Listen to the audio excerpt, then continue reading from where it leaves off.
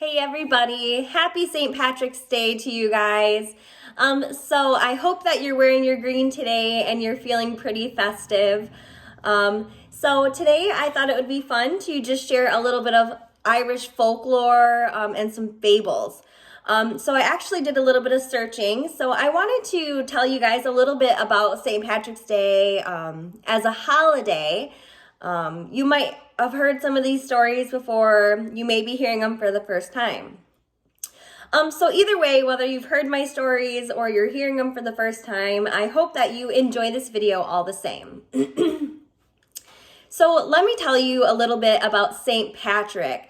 After all, he is the man that we do celebrate today. So just a little fun fact for you. Here in the US, we celebrate St. Patrick's Day more. So what I mean by that is it's more of a holiday here for us than it actually is in Ireland, which is kind of interesting.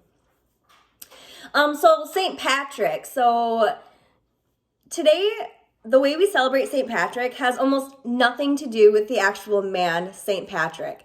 So first of all, St. Patrick was not even Irish.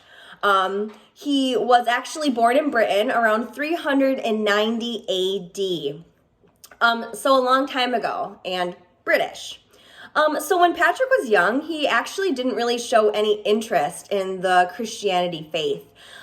He was from a rich family, a Christian family, even though he didn't really show any interest in that. So I think if you've ever heard the story, you know that St. Patrick actually ended up in Ireland. So he only actually found himself in Ireland because he was kidnapped.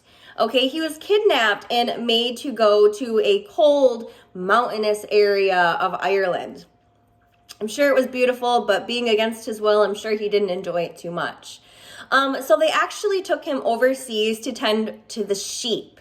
Okay, so according to folklore, there was a dream, okay, that Patrick had. In this dream, he had a voice come to him and talk to him, okay? So this voice tells him, you've got to get out of here, you've got to escape, right? So he actually found a pirate ship that was willing to give him passage all the way back to Britain. So he actually got the pirate ship ride, he went back and was actually able to rejoin his family. But there are actually some changes that happened to him when he was in Ireland. Okay, even though he came from a devout, religious Christian family back in Britain, like I said earlier, he didn't really have any interest in that. But when he was in Ireland, he actually found his way back to his religion. He kind of got like a religious conversion is what they call it. So he became a really true believing, hard believing Christian man. Okay, so this voice, right? Remember from the dream from earlier, this voice tells him that he needs to go back to Ireland. Okay, I'm not really sure where this voice is coming from, but he's taken it as advice. So he actually goes back to Ireland, okay? But before he goes back to Ireland, he actually meets a bishop, okay? He decides he wants to become ordained as a priest. So he does this, right? This voice is telling him, you got to get out of Ireland. He gets back home and that same voice tells him, you got to go back. So he thinks, well, I'm going to go and I'm going to be ordained first, okay? So we're all caught up. So the voice tells him to go back. He gets ordained.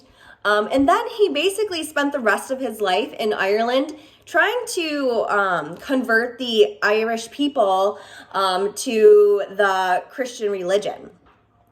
So the story goes back to Patrick using a clover. Okay, I know not only is green a big symbol of St. Patrick's Day, so is a clover.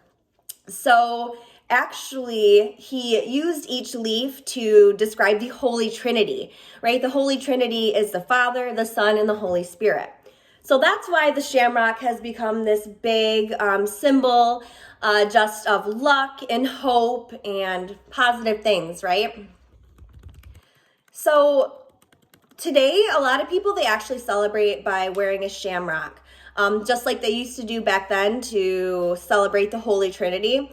But today, to actually wear an authentic shamrock is nearly impossible. They're really hard to find. You would be extremely lucky to find one. I know as a child, I was always told, if you can find a 4-leaf clover, right, it's really lucky. Well, good luck getting a real shamrock in general.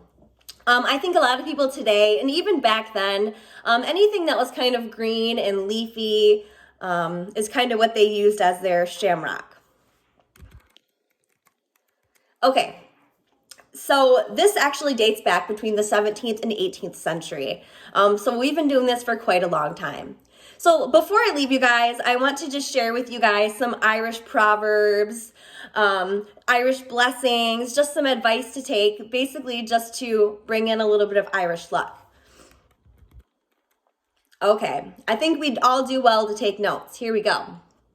For each petal on the shamrock, this brings a wish your way. Good health, good luck, and happiness for today and every day. So definitely remember that, right? Good luck and happiness for every day. May your home always be too small to hold all of your friends. So it doesn't matter how big your house is. May you have so many friends that you could never fit them in it, right? Friendship's very important. May you have the hindsight to know where you have been, the foresight to know that where you are going, and the insight to know when you've gone too far. That's good advice, right? So it says, you got to, you've lived in the past, you have the hindsight, you know what that's like, you know where you want to go, and the insight, right? The knowledge, and you're wise enough to know when you've gone too far. I got just a few more for you. May the road rise up to meet you instead. So you got to rise up to challenges, but hopefully the road will rise up a little bit to help you out.